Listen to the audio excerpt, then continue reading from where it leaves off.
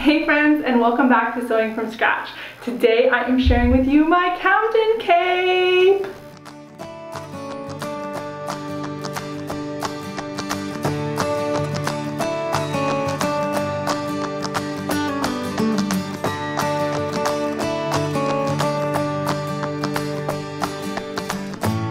Okay, so let's talk about my Camden Cape.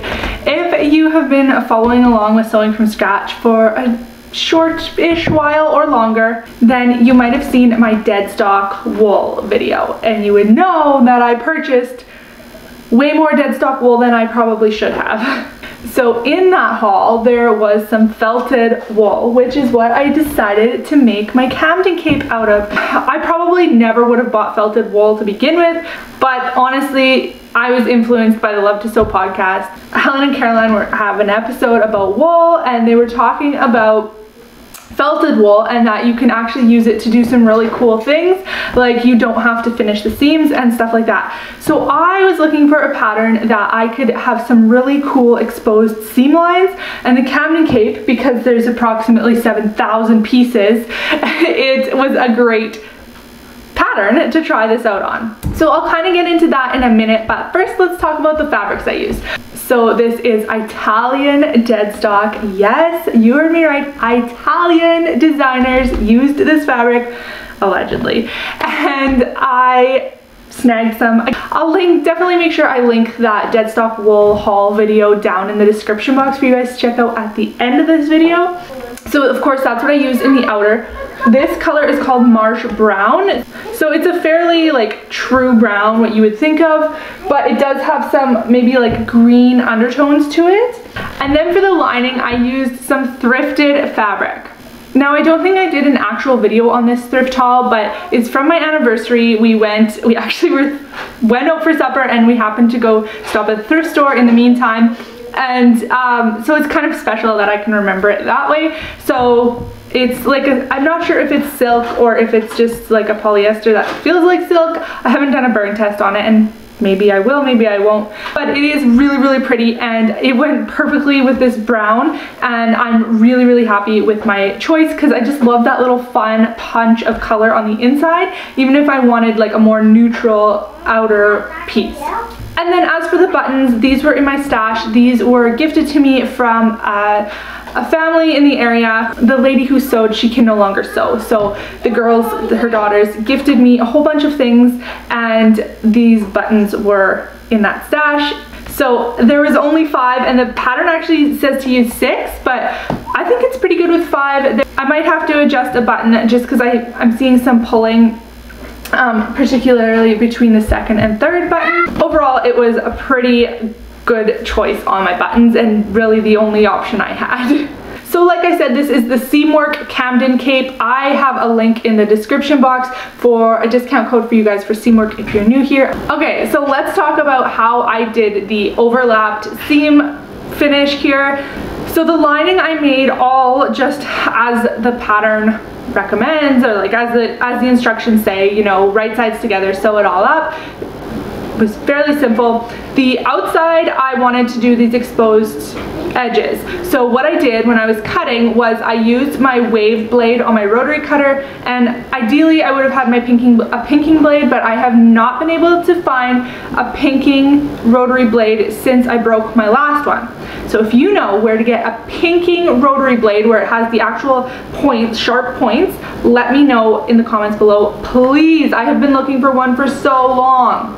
I didn't cut around the collar because I knew I would that would be getting sewn right sides together. So the tops of the pieces, I just used a regular straight blade, and then for the sides and the bottoms I used my wave blade. And I wasn't quite sure at that point how things were going to come together, so I just made sure to cut out those sides with my wave blade so that if I needed it to be wavy, it would be, and I wouldn't have to like cut off more when it came, if I needed to, you know? But in the end, I did end up cutting off more anyway, so whatever, let's get into that. So what I did was I still wanted to maintain the size of the garment. So I chose a size 14, that's where my measurements put me. Quite honestly, it's very comfortable, but I probably could have sized down 1 to 2 sizes. Seamwork puts me in a 14. Some things fit great in that size, and then other things are like really, really big on me in the 14. So I really just make a muslin in all seamwork patterns because I never know if it's gonna fit or not. Once I had my lining constructed and hemmed and everything like that, I started working on the outer shell. And it took a little bit of figuring to decide what I was gonna do, but in the end, I wanted all of the seams to overlap to the back. I just thought that would be nicer to look at from, you know, from the front or the side or whatever, than if they were all wrapping to the front. This worked out really well, except for in a couple spots, and I'm gonna get to that in a minute here.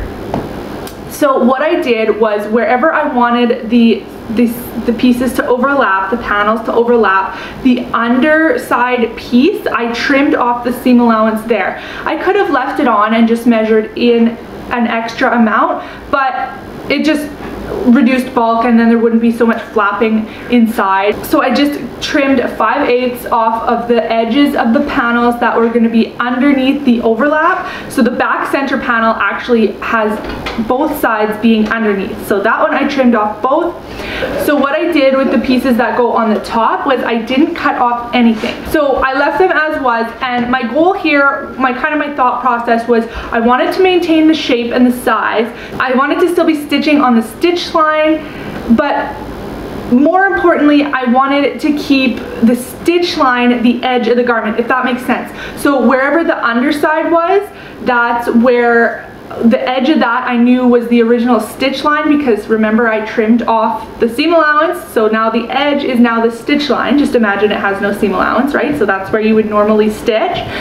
So what I did was then I marked out 5/8 in from that point on the underside piece, and then I lined up the top piece to that, so that on the top piece I'm now losing that 5/8 seam allowance, and the seam line, stitch line of the top piece is now lining up with the edge of the bottom piece, which is what the stitch line would be. So the stitch lines are lining up, and I'm not losing or gaining any more fabric in terms of size all around than I need to be.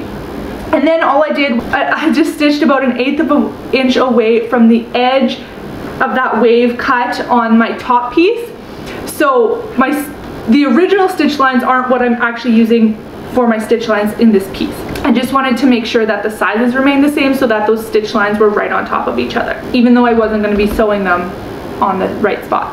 So that I just repeated that process all along. So like I said, the back panel had both sides trimmed off, and then all of the other panels coming around it had one side left intact that was going to be on the top, and then the other side would have been on the bottom, so the other piece beside it could overlap. So that side got trimmed off 5/8 of an inch as well. Then when it came to the front piece, I didn't trim anything because I knew the facing would be attached there. And I just kind of repeated the same process for the bottom band, except now we're going top down rather than side to side. And then I wanted to make sure that all the seams were going to line up and everything, which wasn't a big deal once I had figured this all out. It kind of threw my brain for a loop, but once I had my head wrapped around it, it was no problem at all. And the first few panels that I put together, I was thinking, oh my goodness, this is looking like a cowboy suede jacket. I don't know if I'm into that, but then the more I got put together and I kind of left it for a minute and came back, I really liked that look. Regardless of what it looks like, I just think it adds some really cool interest to this piece, and it's different than all the other Camden Capes that are out there, which of course I like to be different. So you can let me know, do you like the look of this overlap kind of suede-y type jacket, or do you think I should have just done a regular right sides to right side seam and been done with it? Let me know in the comments below. As far as the armholes go, I liked that the pieces were overlapping so that you couldn't really see it from the front when your arms are inside the cape. But the only problem this causes is when I stick my arms out of the cape, now that overlap flap is kind of missing or hidden, and it gets wrapped into my arm. So it would have, for that exact place, it would have been more beneficial to have it wrapping the other way so that you can still kind of see it when the arm comes through, if that makes sense. It's a small compromise to make for the overall look because I don't think I would have liked all the pieces to wrap to the front. And then when it came time to attach the lining and the outer shell together, there is a lot of hand sewing. I did not read this pattern before I started it. I did not realize there was going to be hand sewing. I didn't realize it was going to be as involved as it is, but honestly guys, I loved it. I enjoyed it. And I think it just is another, you know, couture techniques are something that I've talked about before that I'm hoping to kind of up my game on, or like do a little more of in my sewing practice. So it was nice to kind of do that. And I don't know about hand sewing hardly at all. So yeah, I did definitely have to look up some YouTube videos on a few things and kind of just figure things out as I went. The armholes are a good example of that. I started not knowing what I was doing, just kind of going here and there, and then, well, I mean, you know, with the method, but then I kind of developed a technique that worked better in the end, so the end of it is better than the beginning, but that's how things go, right?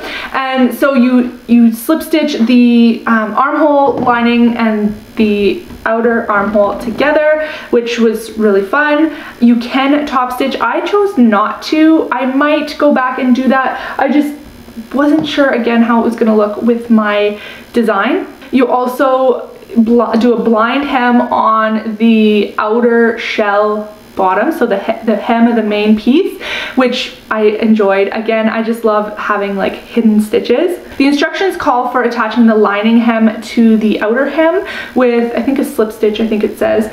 I actually chose not to do that. So what I did instead, and this is totally because my lining hem was god awful, but what I did is I just, wherever the seams lined up, I just kind of tacked them together with a couple stitches there instead of going and doing the entire hem along. And I just think that adds a little bit of extra movement, and it kind of hides the imperfection of my lining hem, which I don't think anyone would really notice, but yeah. And then the other thing you do is you stitch in the ditch at around the collar on the seams. Now, normally this would have been fine. I used my new stitch in the ditch foot and it would have lined up properly had I been on the original stitch lines. But because I was doing something a little bit different, they don't line up exactly on the lining. I wasn't too upset about it. I'm not upset about it. You can't really tell. I did use a different bobbin color than the upper thread color to kind of minimize the noticeability of that, and honestly, it doesn't bother me.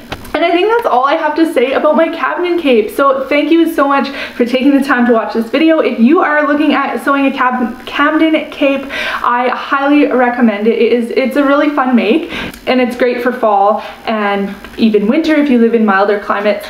And I don't know that I'll be making it more for myself, simply because I am kind of minimalist in the way that I don't think I need more than one, but you never know. I do still have some wools in my stash that I don't have plans for yet, so who knows down the line. But for right now, I don't even really have anywhere to wear this on a regular basis other than, you know, grocery shopping.